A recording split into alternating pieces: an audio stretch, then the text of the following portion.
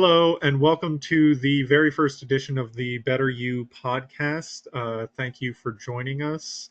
I have with me the intake coordinator at Lamco Wellness, Allie Bailey, and pretty fortuitous timing in that this is Mental Health Awareness Month. So, in light of that, we are talking about why mental health is so important. Um, so, Allie, if you want to tell us what is mental health? Yes, so mental health, at least to me, can be defined in many different ways. Um, just kind of personally speaking, I think it's up to the person of what they would define as their own mental health, right? Mental health can be feeling good in your career, can be feeling good in your everyday life, it could be in your personal life, but as a I guess clinician speaking, mental health can look, different in many other ways, right? It can be how we balance our work life, how we balance our personal life, and many other things I'm sure we'll get into as we talk. Awesome. So, I mean, I think mental health is kind of evolving in the public dialogue. I think where people are discussing it more and more.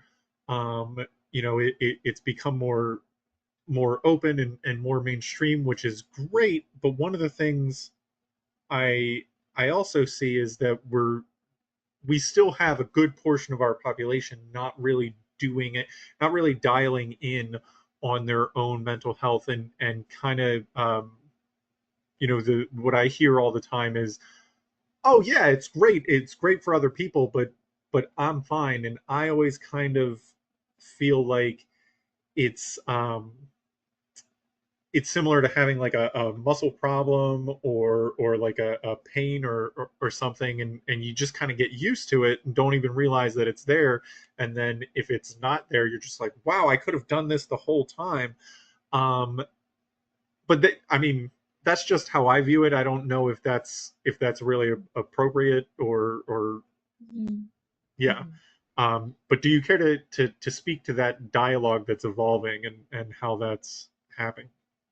Sure. Well, I mean, and just kind of going back to what is mental health, right? I think there's not just one definition of it. I think it's defined by the person experiencing it, or experiencing like even some of those things that you were sharing, right? Like sometimes maybe we're helping other people. We're not.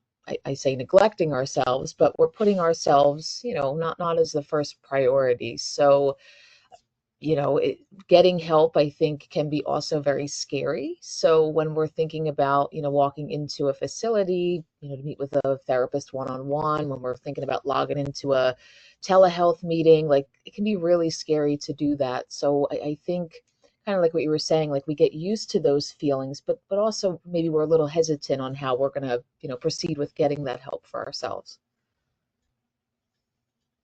Yeah, I think that makes sense. I know, me personally, every time I look for a therapist or start therapy, it's just it's a lot. It's a whole lot. And you know, like it's not it's searching online, calling or whatever, but still it feels like so much. And you know, I think likely, and please, let me know if I'm wrong here, but I think it goes back to what you were talking about, how everybody's mental health and how they define mental health is a little bit different. And on the same lines, I feel like everybody's struggles with that are a little bit different. But I do personally, and I don't think I'm alone on this, feel that initial outreach is it's very tough. Hmm. And then, I can speak from experience because of regulations, and I understand why we have to do this. But um, that first conversation is always it's rough. Like they're asking me a ton of questions where I'm just like, hey, I don't know you. Hmm. And sometimes they not sometimes, most of the time, they just want me to fill it out on a piece of paper, and I'm like, no, no, that's a lot. I think for one of the questions, I just wrote down we're not there yet because I was like, this is way you're entering into my space a little bit much here, and it's kind of aggressive. But I think that to flip that over, that kind of goes back to you and your role as intake coordinator, and can you kind of talk about that? First off, let us know what an intake coordinator is and why that relates so much to what I was just talking about.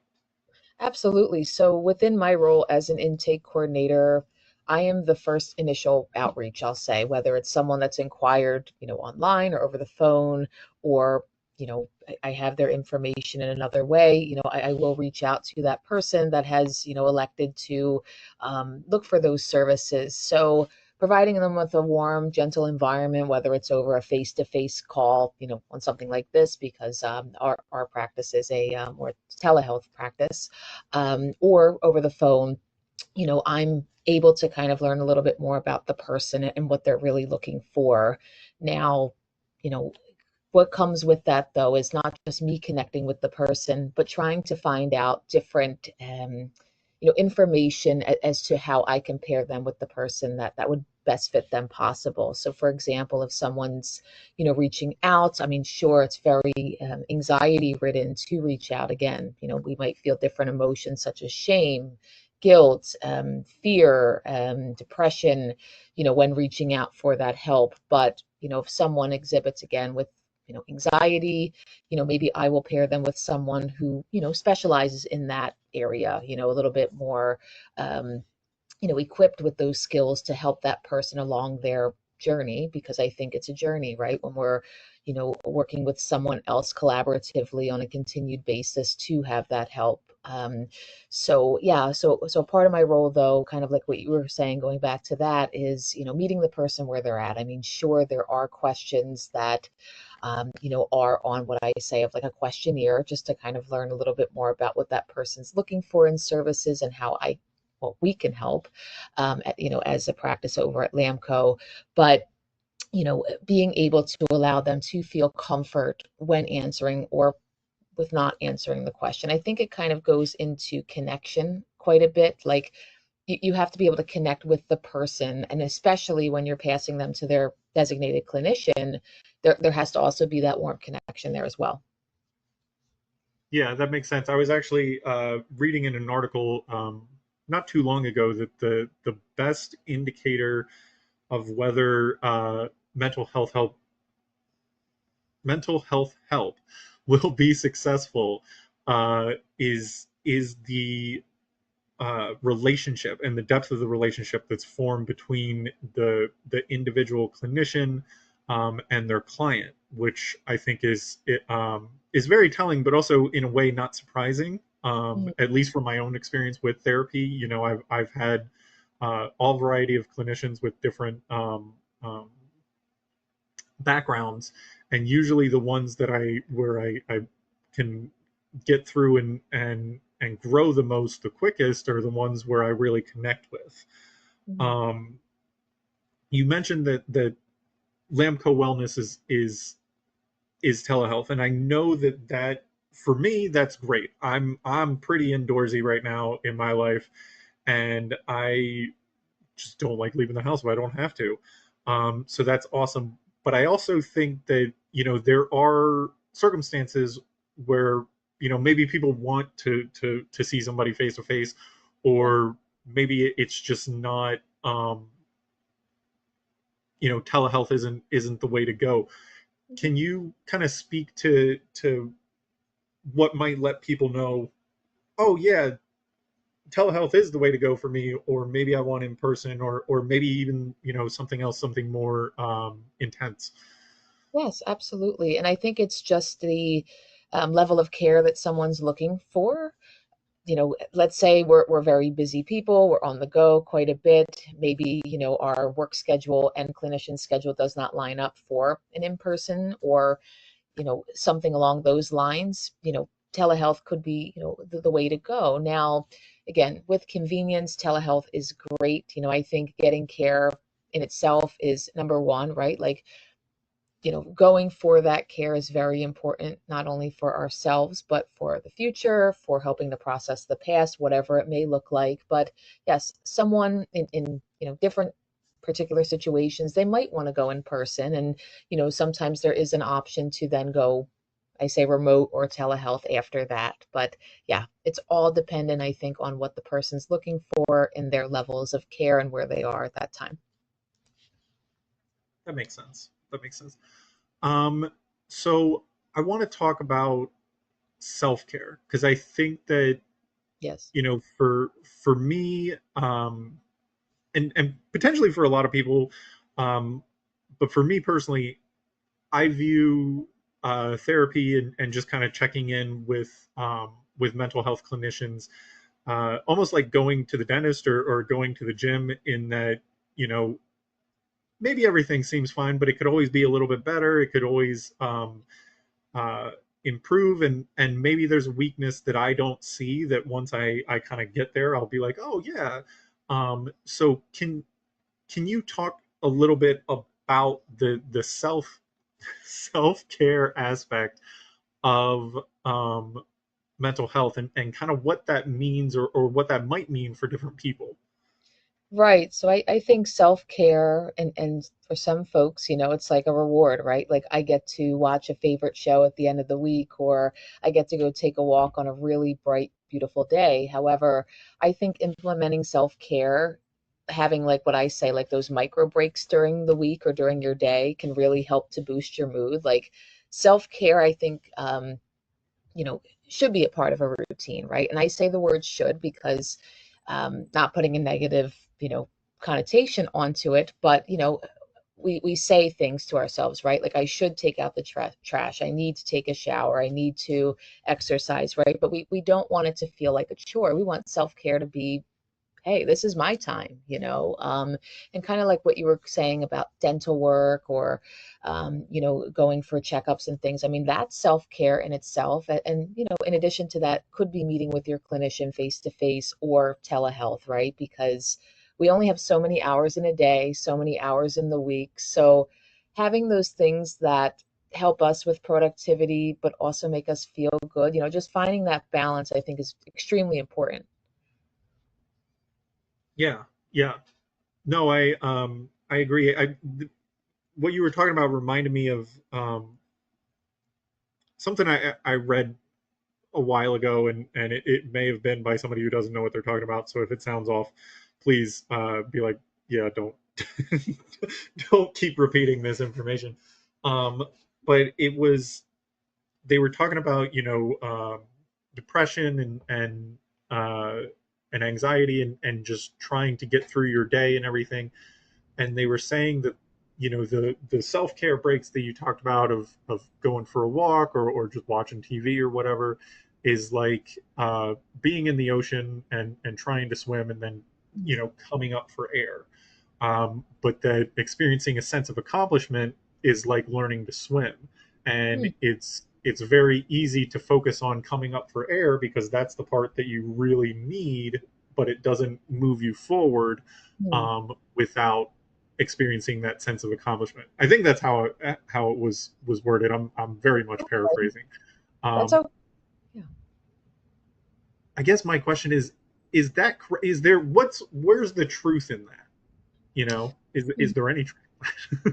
Right. So, and from what I'm hearing you say, it sounds like having that sense of accomplishment in any endeavor that we, go Mhm. into, it allows someone to want to continue with that process. Like if I'm scared to swim from just that, scenario you shared in the story, if I'm scared to swim and I'm learning kind of like my first, not steps because we're swimming, but my first paddles, I guess.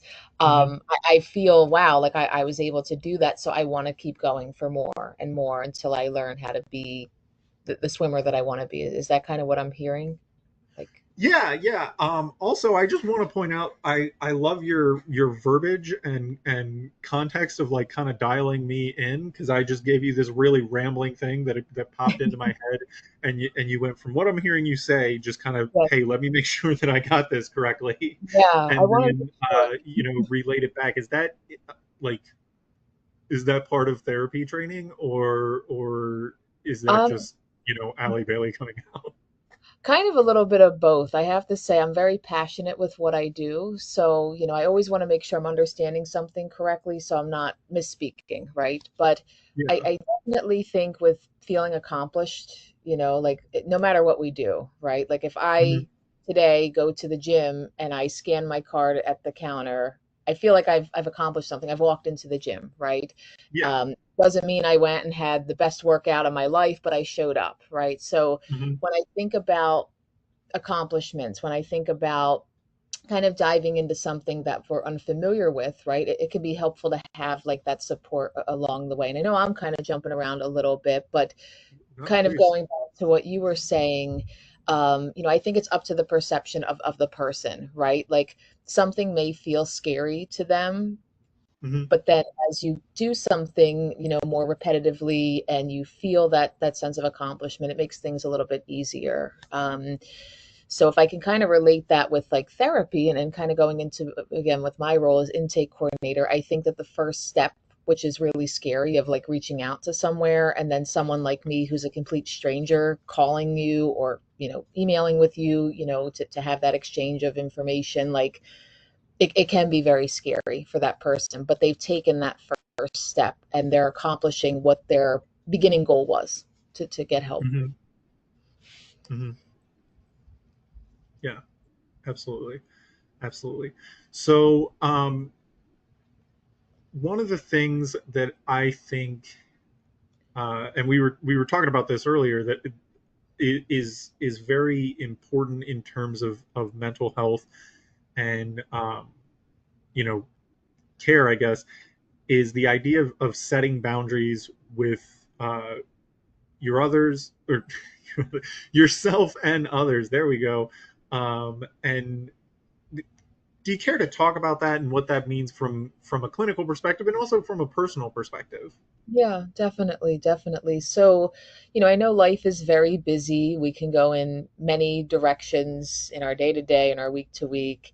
And I think sometimes, and I know again we were talking about it earlier, but sometimes we might feel like we're putting everything else in front of ourselves. And it can happen without us even kind of blinking an eye, right? Like Mhm. sometimes, like if I'm really busy, I have a lot of family, so sometimes we're like running around doing stuff, and then I'm like, wait a minute, did I drink enough water today? Did I, you know, do the things that, I mean, come so commonly to somebody, but it's almost like that, okay, like I have to have a second thought about it. So I think when it comes to like going and getting help or looking into different, resources for help, it's kind of like, okay, like what fits best to me for my schedule and for my life, right? And maybe it's something where okay, maybe Tuesday evenings, my life, may look a little bit chaotic, right? Like I'm running around, I'm doing things.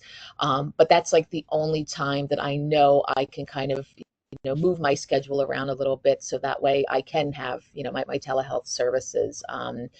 And just to kind of disclose, like I'm not shy to being a client in the client's shoes. Like I understand, having a therapist, like what that looks like, and meeting with my clinician as often as we can, as schedule allows. So, kind of telling everyone like, okay, like this is my designated time. I'm not being mean. I'm not saying I can't hang out or help or whatever it looks like, but this is the only time during my week that I can help myself and do what I need to do for myself, but all the other time is free.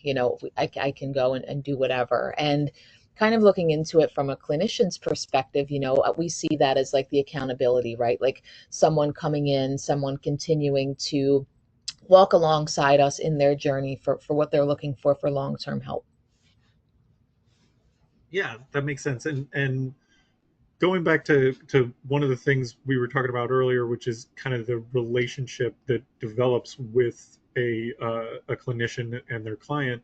Um, I think that boundaries are an important part of that. and please kind of feel free to jump in and say, hey, you're a little wrong, or you're off on this. um, because it is a relationship, and I think any healthy relationship has boundaries on both sides, where both parties are kind of saying, okay, here's where I'm at, Hmm. here's where I need you to not be. Yeah. And I mean, most of the time it's reasonable, but sometimes it does get unreasonable, and there's work that needs to be done, or quite literally boundaries that need to be set. Hmm. um, I do want to kind of talk about a personal experience that I have with boundaries, that it's kind of me screwing up. It's not kind of me screwing up. It's me screwing up. One of my really good friends has been a friend for a long time. We don't talk in person anymore, and we can't talk in person anymore because he has an alcohol problem. And when we started hanging out, it was we were drinking buddies. I was 21, maybe 22, somewhere around there, and we would go out and hit the bar and just party. And as things progressed, he was like, "Oh," and I'm drinking a lot and everything, and I was like, "Oh, if you need to take a break, whatever." And I wasn't really hearing the attempt to establish Mm. the boundary of like, hey man, we can't be drinking together anymore. Mm. um, and it kind of progressed, and it eventually evolved into where we communicate, but we can only communicate online, because Right. I'm now associated in his head with his drinking problem. Okay. And that is a point where, because an initial boundary wasn't set well, Mm. or wasn't recognized on my part well, a much more firm and kind of a brutal boundary ended up needing to be set later. Sure. So, from my own personal perspective, like, boundaries are super important in your relationships. And you talked a little bit about the boundaries that you set, or might need to set as a clinician Hmm. for a client. What are some things that they might look at and might want to establish, that kind of say, okay, here's where I'm at and here's what I'm looking for. Sure, sure. So essentially, I guess when I'm on a intake outreach phone call, I am, trying to, I don't want to say we're trying to set up boundaries, but, we're trying to find what the best fit would be for that person. So, for example, like when I'm going through like a questionnaire, if someone's like, I'm looking for a therapist who, has experience in, trauma, anxiety, whatever it may be, again, I'm fitting based on, and I mean, I know the clinicians very well. So, for me, I know their personalities and things. So I guess for my side, it makes it a little bit easier to pair. However, this person's putting their trust in me for it to be a good fit. Now, some circumstances, we'll kind of discuss if, other, arrangements need to be set. However, as a clinician, though, I think it's very important when you're in your sessions, right? Like, again, providing that warm, gentle environment, meeting the person where they are. Sometimes, somebody might not want to talk about something that's, triggered them or has led them into therapy until a little bit later. And that's okay. Everyone has a different starting baseline, but it's where we continue on that road and that journey together with that person. We're walking alongside of them to teach them skills and build their goals and achieve those goals with them. So as a clinician, it could be helpful to have little gentle check-ins, like, where are we this week, where are we this month? Clinicians also kind of have, like, I say, a roadmap, right? But their training is coming up with a treatment plan, having frequent check-ins of what that goal looks like for that person. Like, are we meeting the goals that you're looking for? And if not, like, how can we be better for you? And um kind of going back to the warm, gentle environment, like, if someone feels comfortable and connected with their clinician, they might say, hey, like, I right now, like, I don't feel like the connection's there. And as a clinician, and I'm speaking, I know different dialogues, but going back as the clinician, your training, but also your passion could resonate, that, hey, like, this is what we can do to make things a little bit more comfortable for you. And something I always like to ask, and again, it's up to the comfortability of folks who are working with me as an intake and coordinator, and also with my prior experience as a clinician. Like, I always like to ask the question, you know, if comfortable sharing, what do you feel was most helpful or unhelpful from your previous, if there's prior experience, with therapy. And sometimes people are like, I didn't have enough time to talk. I felt like I was kind of, pushed into different coping skills, or maybe, hey, like, I need more coping skills because that's really why I'm here. Like, I don't know what to do in these moments. So for me, I definitely think, adjusting your roadmap with that person can definitely help them for the long run.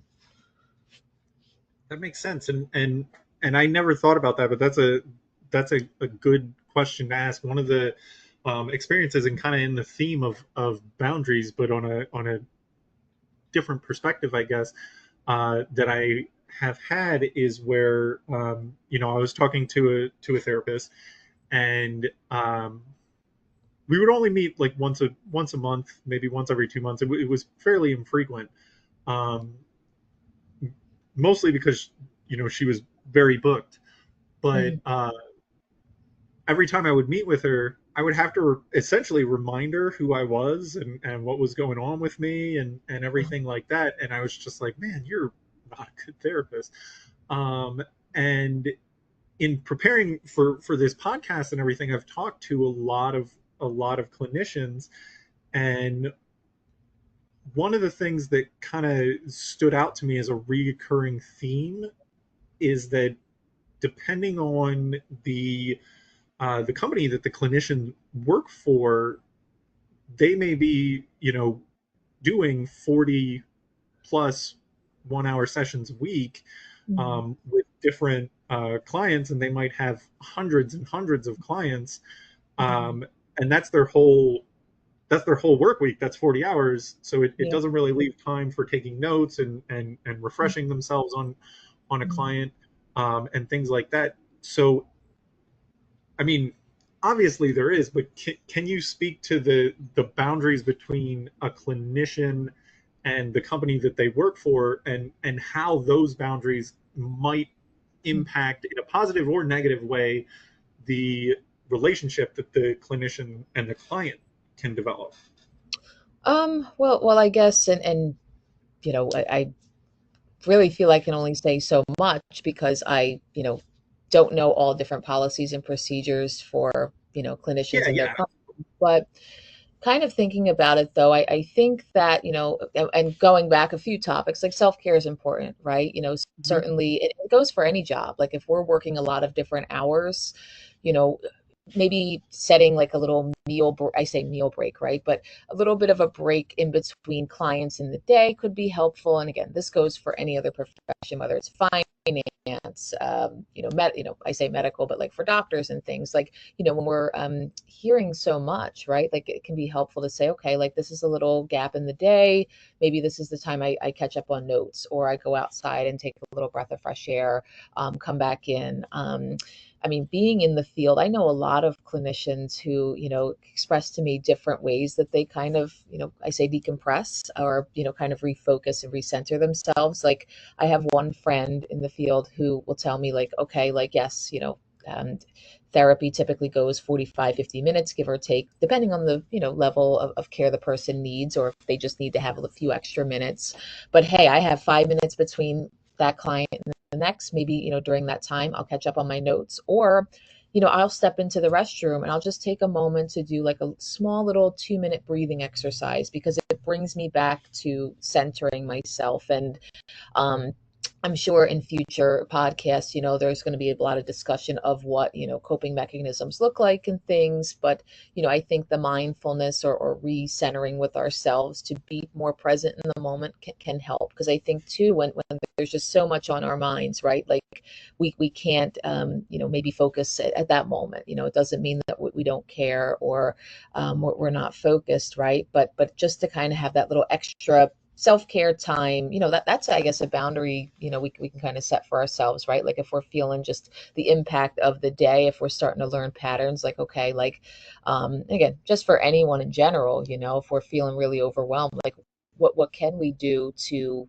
make the day a little bit easier? Because again, we don't want to come home and feel like our hair is standing out, right? And standing up by itself, I guess is what I should say. But again, for anyone listening or watching this podcast, what can you do for yourself to feel a little better?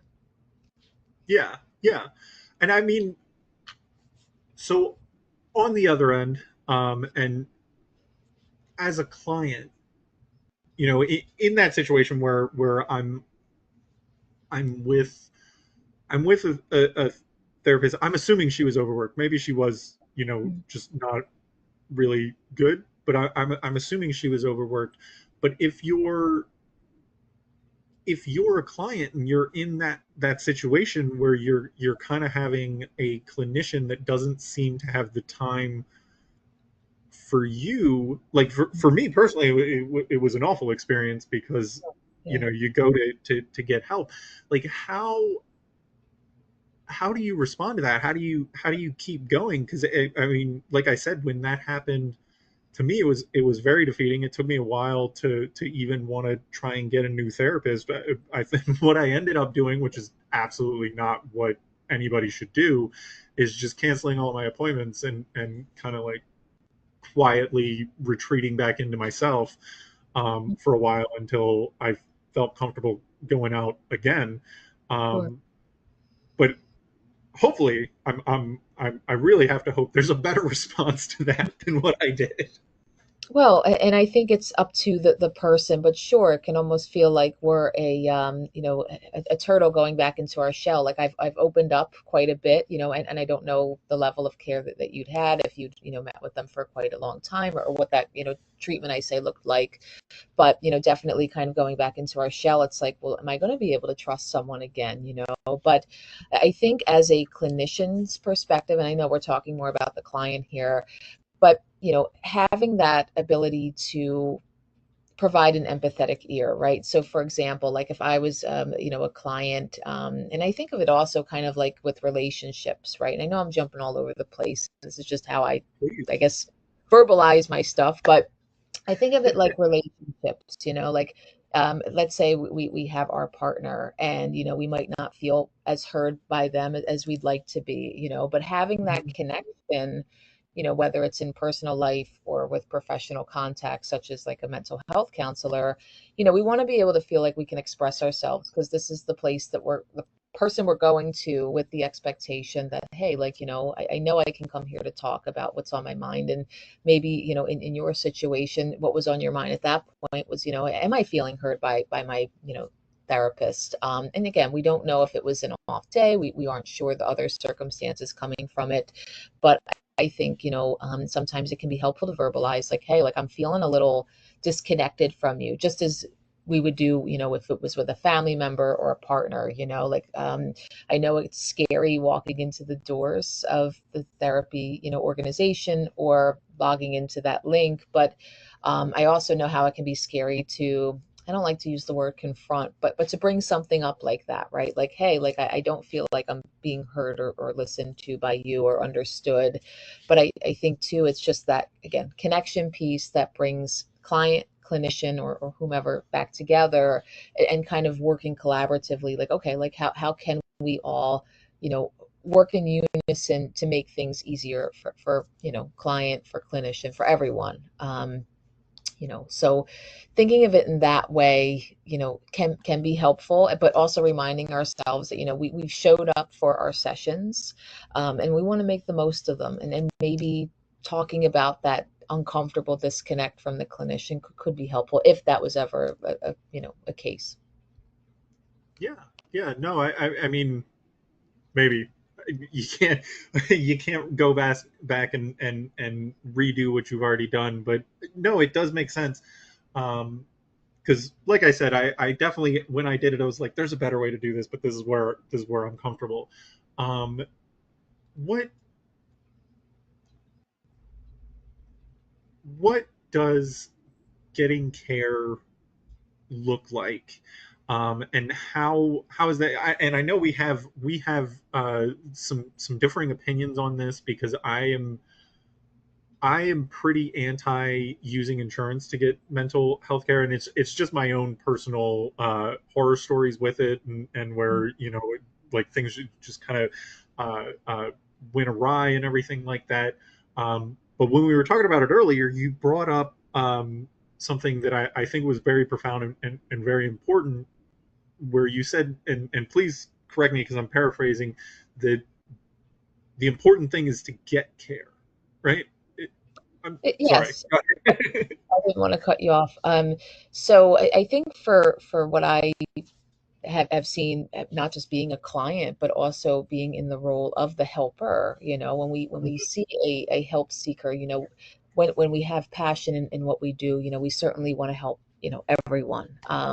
But also, I think it's up to the person, right, to reach out for that initial contact, for that initial help. So getting care can look different in many different ways, right? Like I know, in some cases, we might wait a little while to reach out, but I think it's also when we're ready, right? Like we might not always be ready right after maybe an event that we'd experienced, or maybe it's not the right time if we're busy with family, work life, maybe a combination of it all. But there's many different ways that we can explore services, right? Like telehealth services are available, and I know we kind of were talking a little bit about that earlier, of it's Mhm. convenient for someone. Maybe it's a parent on the go, maybe a person who's very busy in their career. I know, a lot of college students, right, like might find telehealth very beneficial because, it kind of fits into, and having been a college student for many years prior, I know like some classes you're taking early in the morning, some in the evening, and kind of scattered. So it's like, when do I have the time to set that boundary for myself and say, hey, like this is the designated time I'm going for help, right? But yeah, there's telehealth, there's options, there's in-person options. I know in other higher levels of care, there's inpatient facilities. There are so many different avenues. Like I know, sometimes we might feel like a very small little ant and say, like, I don't feel like there's any help, there's nothing that can help me, but there is help available to you, and you're not alone. Um, but yes, there's also, and not just and I say kind of going with getting care, because some folks might say, if I don't have insurance, what options are there for me? There can be different local programs that can work, fee for service, self pay options. There can be different payment arrangements, but regardless of what that looks like, there can be that help available. Yeah, yeah. So, one of the things that you said, or kind of brought up, or you did bring up, uh, resonated with me in both a positive and negative way, and that was when you were talking about, hey, you have stuff going on. Sometimes you just can't get to it. Um, and 100% on, well, not 100%, obviously I'm about to say, but um, yeah, I agree, and that absolutely happens, and that has happened before in in my life, where I've just been like, there's too much going on. I can't even find the room to find the room uh, to get my head on straight, or whatever. Um, but on the other side of that, I also recognize, when, like, if I'm trying to go to the gym, and I've fallen out of it, and I haven't done it for a while. If I go, oh well, on Monday I'm going to go to the gym. Mhm. I'm not going to go to the gym on Monday. Like, I have to go. Okay, I'm going to go to the gym. I'm going to go to the gym now. I see what you Uh, mean. what? I was going to say, I see what you mean with that. Yeah. Yeah, and I just, so my, like, I feel like both things are true. Yeah, sometimes you don't have the time and you have to put it off, but then there's also this point where you keep setting Mhm. a point to do it, and that point keeps moving out, and eventually, like, you end up just not doing it, Mhm. because you always have this, okay, well, in the future I'll do it, okay, well, in the future I'll do it, and actually that is Yeah. like now that I'm rambling about it, that is something that when I talk to people about mental health, that always comes up. They're always like, well, I'll do it eventually. I'll do it eventually. And, it'll be a year later. Oh, I'll do it eventually. And I'm Mm. like, well, a year's, you've had time. So how do you as a person, and if you don't have an answer, that's fine. I don't have an answer. But how do you as a person reconcile those two different, very true things? Yeah, and I know it's probably not an easy answer, right? But I can kind of just give some ideas based off of what you said, right? Like, yes, we might not maybe, be in the right, state of mind to, weekly, sit down and discuss these things. Maybe we're in school, maybe we're balancing, work life things, and again, I think the timing always comes for the person when they're ready. And that's why it's so important, in the clinical role to meet the person where they're at, because everybody's coming from a different part of their journey in life, right? And also being the client, like, hey, like maybe right now I'm not able to discuss that really difficult topic, but I'm here, I'm showing up. And I think too, when you were saying kind of like, with going into a gym, or doing something for self-care, but in the sense of continued care, I guess is what I'll say. Yeah. Showing up, that sense of accomplishment, like, hey, like I made the call to the therapy office, I put my information down, like that's my first step, so now I'll be more motivated to continue. But again, everybody's in a different place. We're never forcing people to do something out of their comfort zone. So, again, meeting people where they're at, us as a client doing what we feel is best in the moment, and if that's reaching out, if that's, writing down the number, that's the first step that you're taking for yourself. No, absolutely. That makes sense.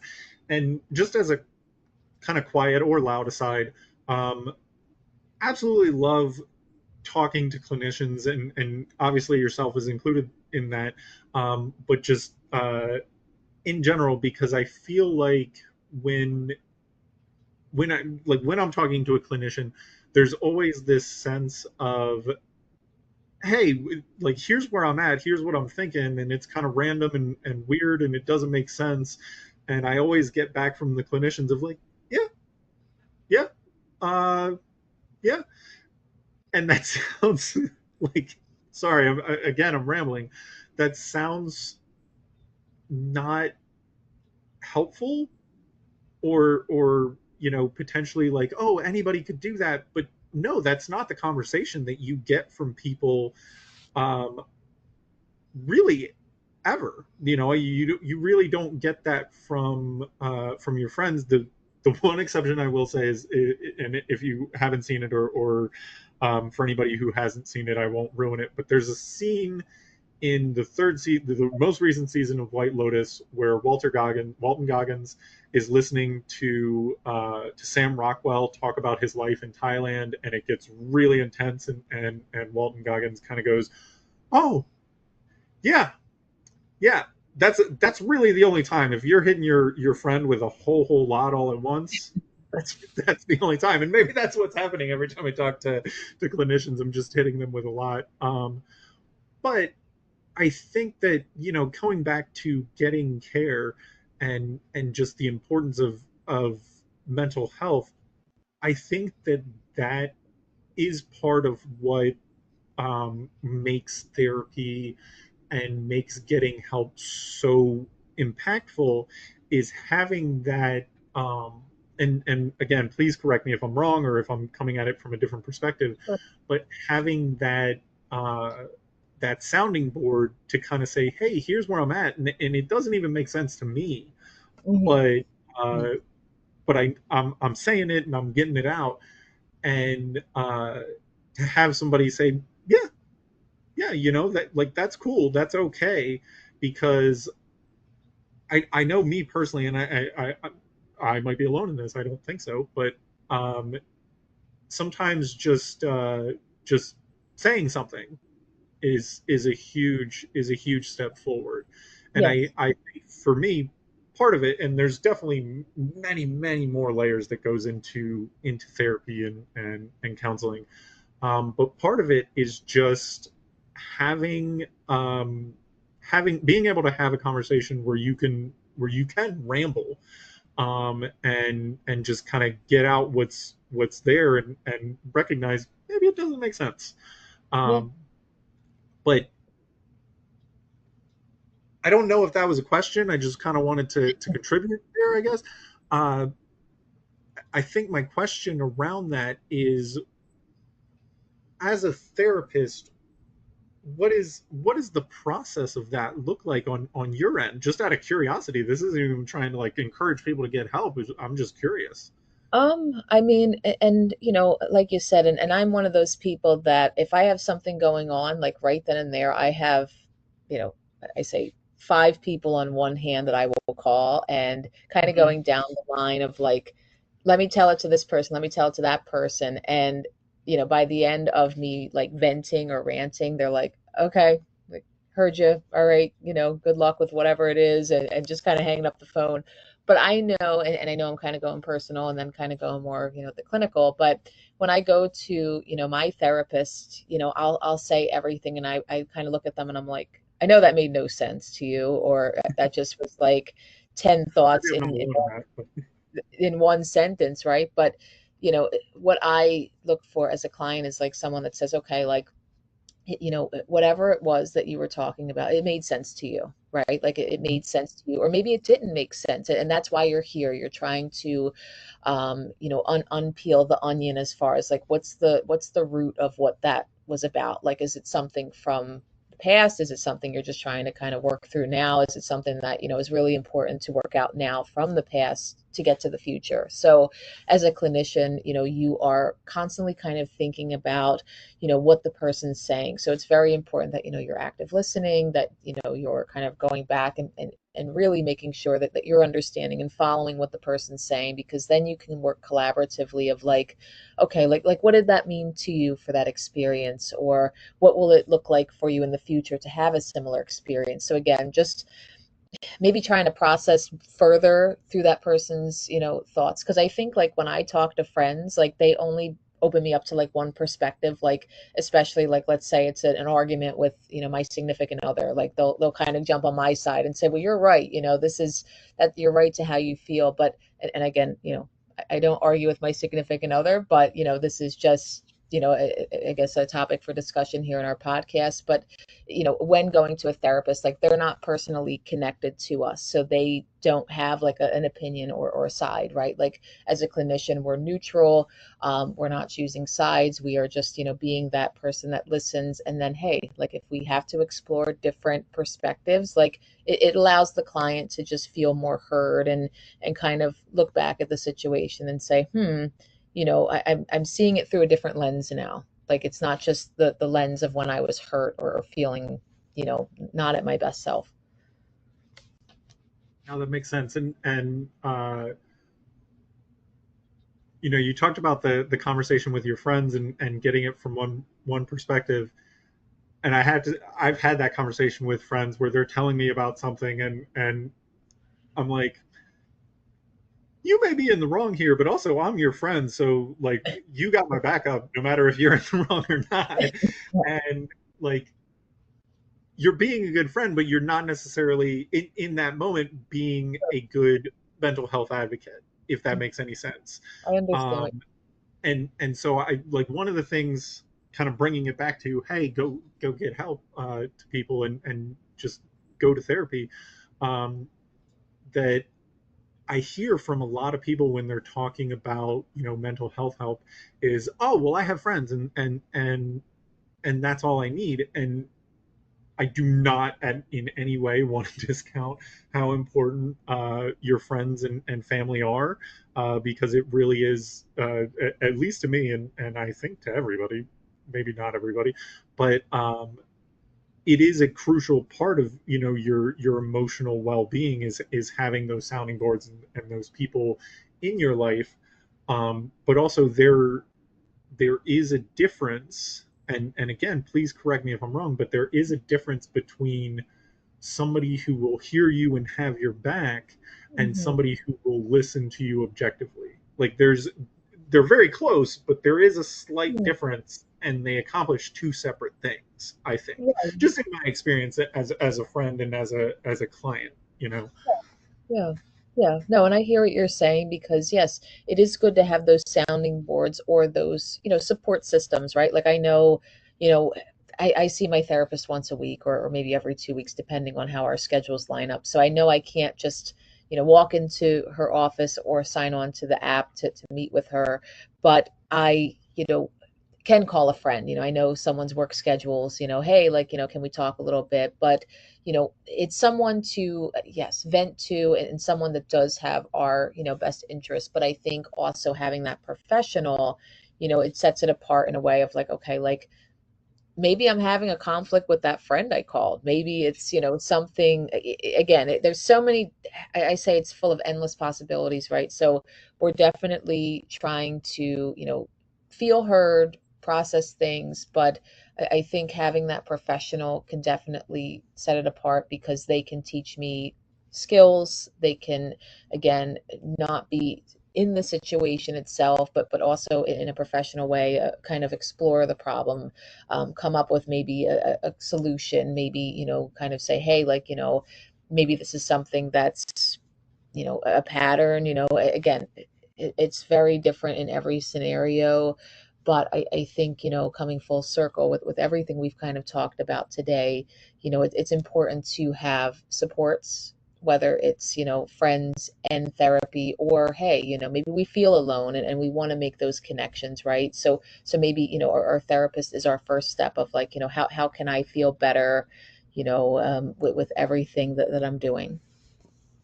Yeah, yeah, that does make sense, and thank you for sharing, and thank you for contributing here. If you like what you heard, hit like and subscribe.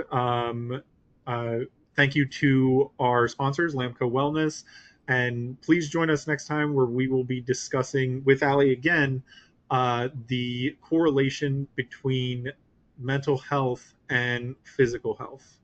Thanks again. This is the Better You podcast.